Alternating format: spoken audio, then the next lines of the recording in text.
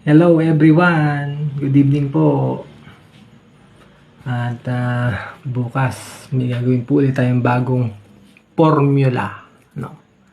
Napakataas sa antioxidant, anti-inflammatory at antibacterial. Ito po ang ating gagawin. Meron po tayong sangkap na ito, nakita niyo po, lemon. Napakataas po sa vitamin C ng lemon. Pampalakas po ng immune system at maganda po sa skin ng lemon. At bukod po dyan ay pinoprotektahan ng lemon ang ating kidney para hindi po tayo magkaroon ng kidney stone.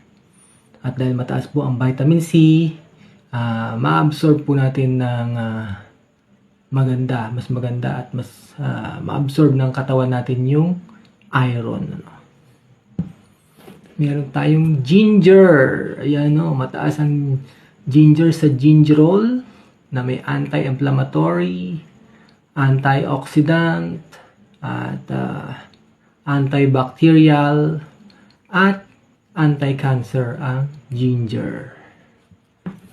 At syempre, dumating na yung ating in-order na pure raw honey. Yan.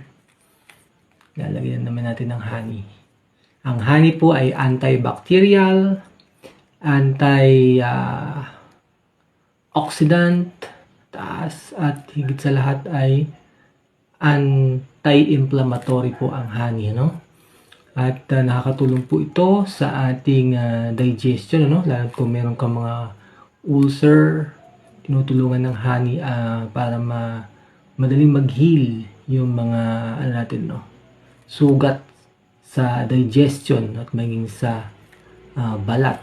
Nakakatulong po itong honey.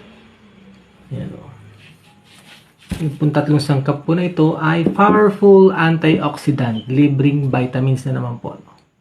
Hindi naman sabing libre na kasi bibili ka ng honey. Mura lang na may honey. Mura lang ang honey. Nabibili sa palengke, basta puro luya at saka ang lemon. Mababawasan, makakatipid tayo sa high cost ng mga synthetic na gamot at synthetic na vitamina. Ito po, natural vitamins. Ayan, natural vitamins na po itong mga sangkap na ito. Try nyo rin pong gumawa ng ganito sa inyong mga bahay at inumin po natin ang mga natural na sangkap po na ito. Marami pong salamat. God bless po sa ating lahat.